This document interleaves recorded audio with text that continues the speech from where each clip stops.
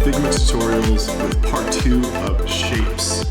You may notice my partner in crime, Brixie Pup, back there who's going to help me present. So once again, copying that frame for the next shape, which is going to be a polygon. So go in there, delete the ellipses, or ellipse in the circle. Go back to our drop down. For polygon, there isn't a shortcut, so the only option to select the shape is through the drop down menu. We'll select it, and a couple different options, and a couple different ways to create a polygon here. So if we just click, we get a triangle, an equilateral triangle. If we go back and select polygon and click and drag, we get a triangle of various proportions. If we go back and select polygon and hold shift, you get a triangle. But unlike the first triangle that we created, you can actually adjust the size of that triangle.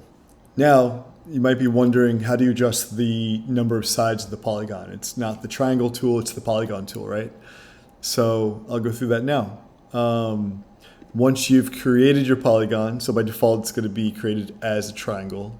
So at this point you might be wondering how to get a polygon of more than 3 sides. It's the polygon tool, not the triangle tool, right? So what you would do is select the triangle that's been created, go over to the design properties menu on the right, and then change the size here. So you can either do that by double clicking within the menu and plugging in however many sides you want, or if you want to experiment a little bit, if you hover over that box with your polygon selected, click and hold, you can actually scroll through various sides. So the minimum amount of sides you can have is 3. It doesn't let you type in 2 and create a line, for example.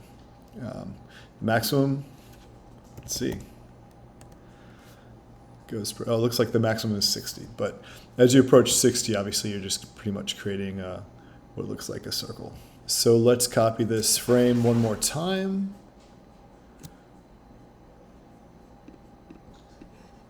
Delete the polygons.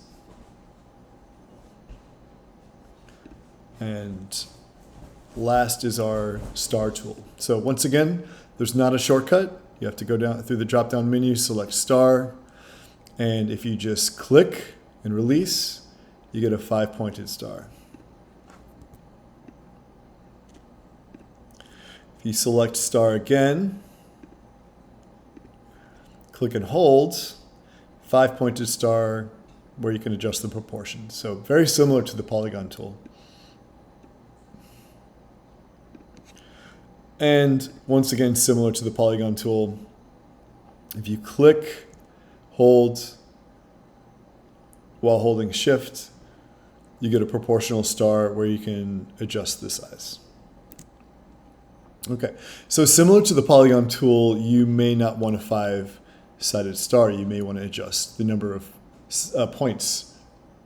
So just like the polygon tool, over in the design properties menu, there's a little star symbol. You can manually plug in the amount of points you want. So similar to the polygon shape, in the design properties menu, there's a star symbol. Next to that star symbol, you can plug in the number of points you want in that star.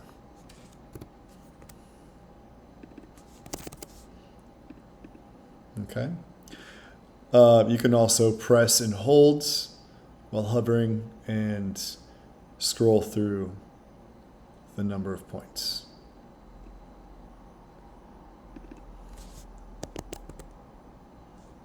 You can also adjust the angle between the points, as we've just done.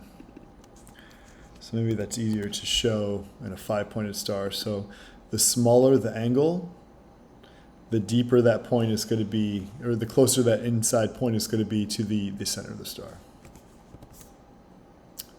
Bigger the angle, the further away this point is going to be. So essentially, the bigger the angle, the fatter the star is going to be. The smaller the angle, the skinnier the star is going to be. Okay. Well, there you have it. I hope you enjoyed that session on shapes. It's It's been very exciting to put together these Figma tutorials. I hope you found them useful.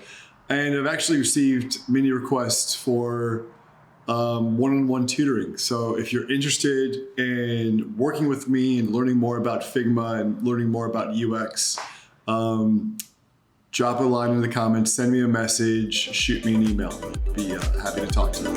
Until next time, take care.